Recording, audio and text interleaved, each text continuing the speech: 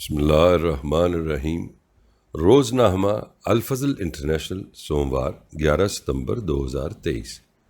الفضل digest, مرتبہ محمود احمد ملک۔ اس column میں ان اخبارات و رسائل سے اہم و دلچسپ مضامین کا خلاصہ پیش کیا جاتا ہے جو دنیا کے کسی بھی حصے میں جماعت احمدیہ یا ذیلی تنظیموں کے زیر انتظام شائع کیے جاتے ہیں۔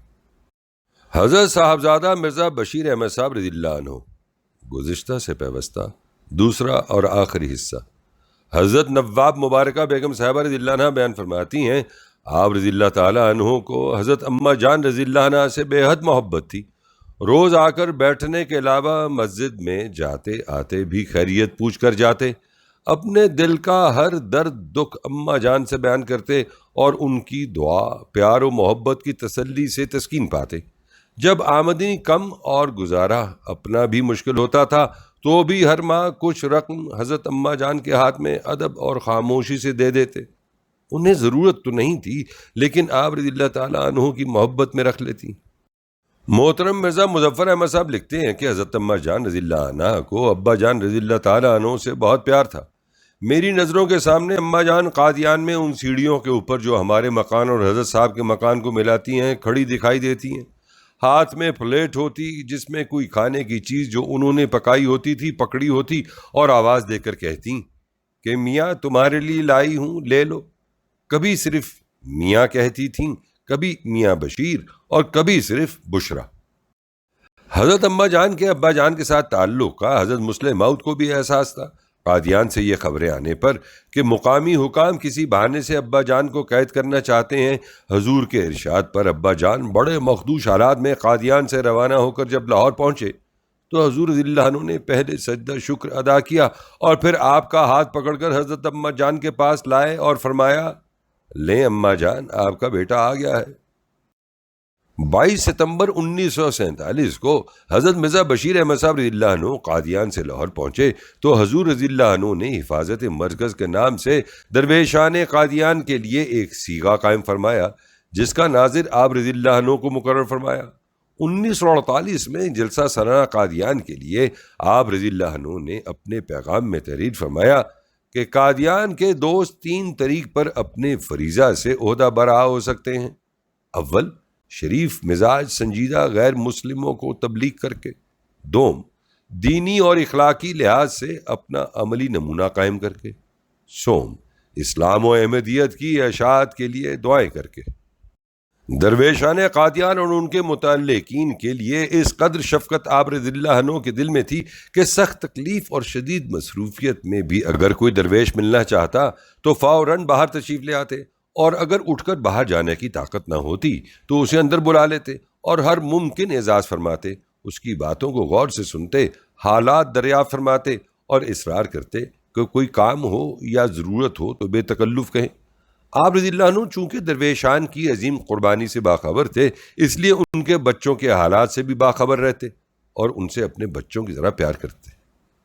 مکرم مولوی برکات احمد صاحب راجے کی مارچ 1954 میں بیماری کی حالت میں پاکستان پہنچے تو آپ رضی اللہ عنہ نے بارڈر پر کار بھجوانے نیز میو ہسپتال لاہور میں ماہر ڈاکٹر سے معائنہ کروانے کا انتظام فرمایا۔ مولوی صاحب بیان کرتے ہیں کہ علاج کے دوران میرے ربوہ پہنچنے کی اطلاع آپ رضی اللہ عنہ کو ملی تو فرمایا کہ وہ بیمار ہیں، میں 8 بجے گھر پر آ کر ان سے ملوں گا۔ اس پر خاکسار آپ رضی اللہ عنہ کی تکلیف کے خیال سے 7:30 بجے ہی آپ رضی اللہ عنہ کے دفتر میں حاضر ہو گیا۔ جب السلام علیکم عرض کیا تو آپ رضی اللہ عنہ وفور محبت سے فوراً کرسی سے اٹھے۔ جوتا آپ رضی اللہ عنہ نے گرمی کی وجہ سے اتار کر پاؤں کے نیچے رکھا ہوا تھا اور ننگے پاؤں آگے بڑھ کر نہایت مہربانی اور شفقت سے مجھے گلے لگا کر فرمایا کہ بیماری کی حالت میں یہاں آنے کی کیوں تکلیف کی۔ پھر علاج کے متعلق پوری دلچسپی سے تفصیل دریافت فرمائی۔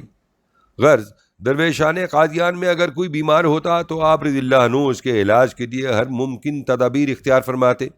اگر کوئی فوت ہو جاتا تو آپ رضی اللہ عنہ یوں محسوس کرتے جیسے کوئی عزیز فوت ہو گیا ہے۔ اپنی بیماری کی حالت میں تکلیف اٹھا کر بھی اس کا جنازہ پڑھاتے اور کندھا دیتے۔ متوفی کے نیک اوصاف کا ذکر اور دعا کی تحریک الفضل میں کرتے اور اس کے متعلقین کا بعد میں بھی خیال رکھتے۔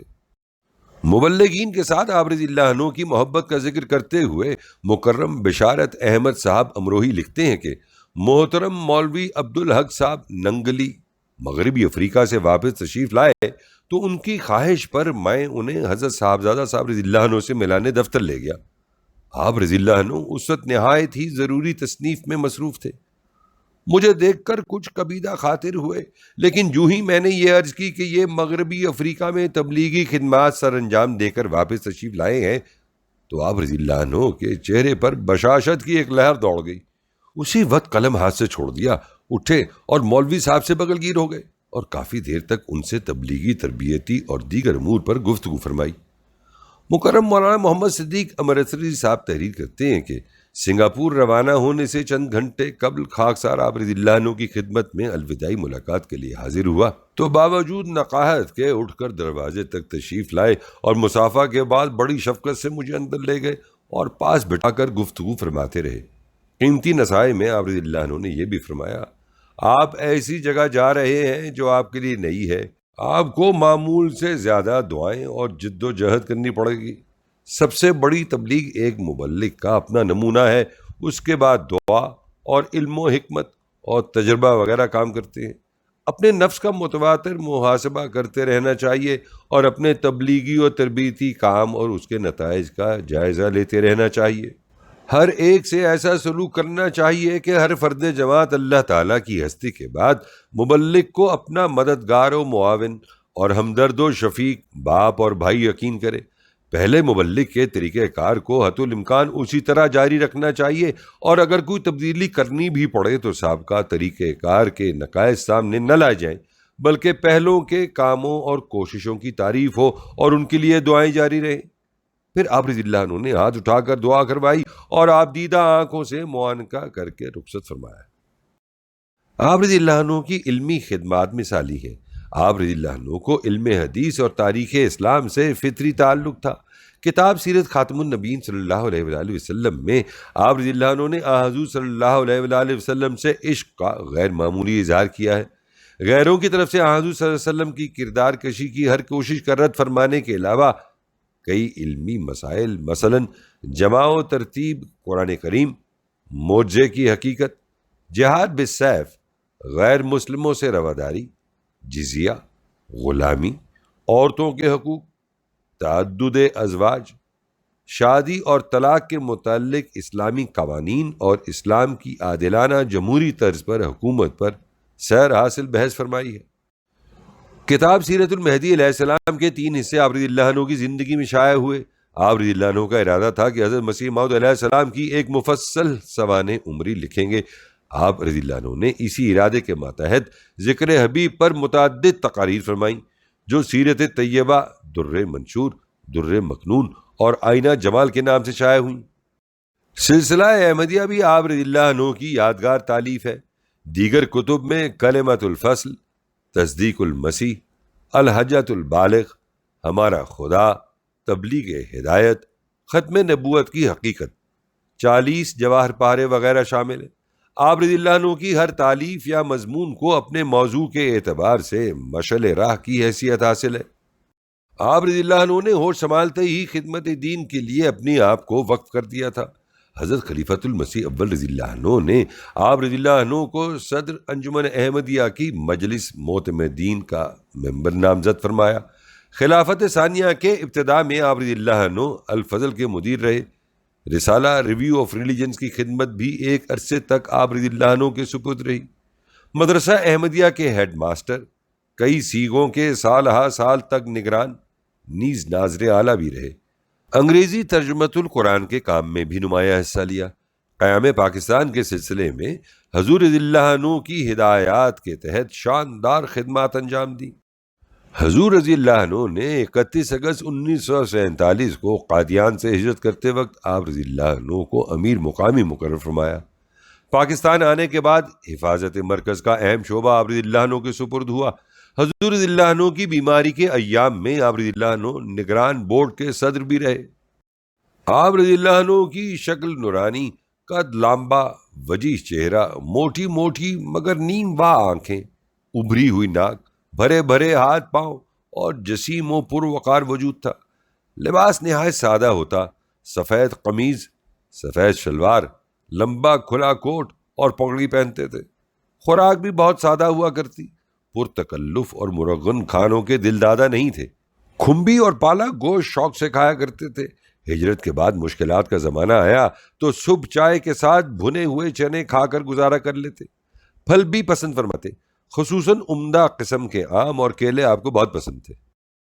محترم مرزا مظفر احمد صاحب لکھتے ہیں کہ ذاتی دعاؤں میں ابا جان دو باتوں کے لیے بہت دعا کیا کرتے تھے۔ اول یہ کہ اللہ تعالیٰ اپنی رضا کے راستے پر چلنے کی توفیق بخشے، اور دوم انجام بخیر ہو۔ اس آخری امر کے لیے بہت تڑپ رکھتے تھے۔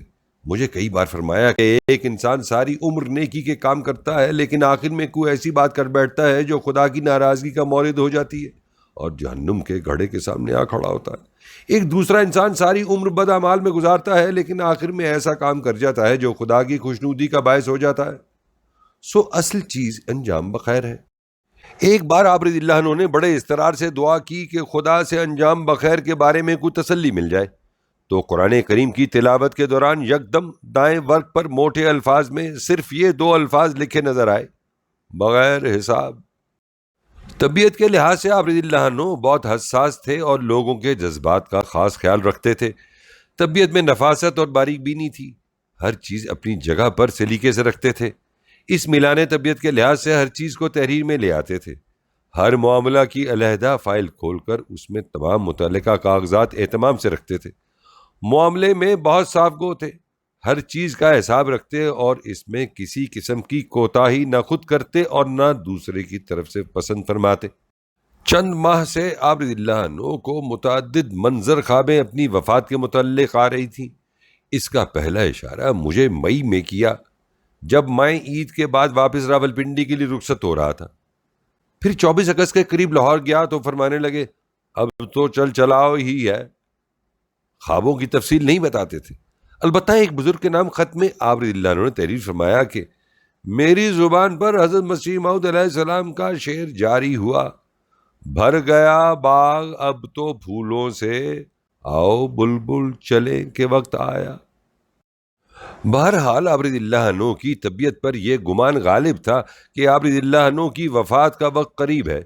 چنانچہ جون میں روا سے لاہور روانگی کے وقت اپنی تجہیز و تکفین کے لیے علیحدہ رقم گھر میں دے دی، پھر لاہور سے مزید رقم یہ کہہ کر ارسال کی کہ میری وفات پر دوست آئیں گے، گھر کے عام خرچ سے زیادہ اخراجات ان دنوں ہوں گے، اس لیے بھجوا رہا ہوں۔ مجھ سے آخری ملاقات غنودگی سے پہلے 30-31 اگست کو ہوئی۔ میں بیماری کی شدت کا سن کر لاہور پہنچا تو مجھے دیکھ کر فرمایا، مظفر تم آ گئے۔ یہ فکرہ ایسے رنگ میں کہا جیسے کسی کا انتظار تھا۔ اس فکرے میں ایک عجیب اطمینان اور سکون تھا جس سے مجھے کچھ گھبراہٹ ہوئی۔ میں ابا جان کا ہاتھ پکڑ کر سراہانے کی طرف بیٹھ گیا، پھر فرمانے لگے، کراچی کب جا رہے ہو؟ میرا کراچی جانے کا پروگرام تھا۔ میں نے کہا، ابھی تو میں نہیں جا رہا۔ فرمانے لگے، یہ اچھا فیصلہ ہے۔ 2 ستمبر 1963 کو چھاتی کے ایکس رے اور خون کے ٹیسٹ سے نمونیے اور پھیپھڑوں کی انفیکشن کی تصدیق ہوئی۔ باوجود تمام کوششوں کے سانس کی تکلیف اور غنودگی بڑھتی گئی، اور اسی روز جبکہ بہت سے احباب کوٹھی 23 ریس کورس کے احاطے میں نماز مغرب ادا کر رہے تھے کہ آپ رضی اللہ عنہ کی طبیعت زیادہ خراب ہو گئی اور چند منٹ میں وفات ہو گئی۔ آپ رضی اللہ عنہ کا جسد خاکی اسی رات روا لایا گیا۔ ریڈیو پر آپ کی وفات کی خبر نشر ہوتے ہی احباب جماعت بڑی تعداد میں روا پہنچنا شروع ہو گئے۔ 5:30 بجے جنازہ آپ رضی اللہ عنہ کی کوٹھی البشرا سے اٹھایا گیا اور بہشتی مقبرے کے احاطے میں حضور رضی اللہ عنہ کے ارشاد کے ماتحت حضرت صاحبزادہ مرزا ناصر احمد صاحب رحمہ اللہ نے نماز جنازہ پڑھائی اور قبر تیار ہونے پر پرسوز دعا کرائی۔ صداکار ابن سعید۔